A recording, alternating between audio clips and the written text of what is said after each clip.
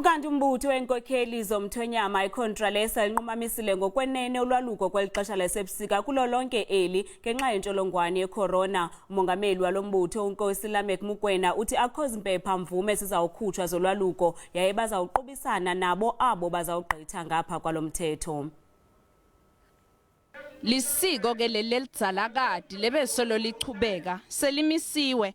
iContralesa ihlangene nabo bonke labahlangana nalelisiko kwavunyelwana ukuthi liyemiswa. Sithethe decision siContralesa ukuthi angeke kube khona ingoma, angeke kube khona inkosi ezokhipha ipermit yokuvumela noma ngabe ubani ukuthi akhiphe ingoma.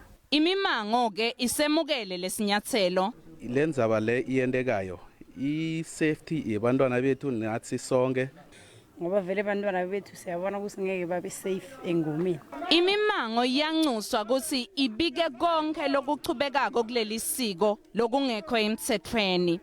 Bayancuswa ke batali labane bantwana labasesigabeni sekuya engomeni ukuthi babeke liso lelibukhali kibo ukuthi bangadikhanzi basengomeni lonyaka.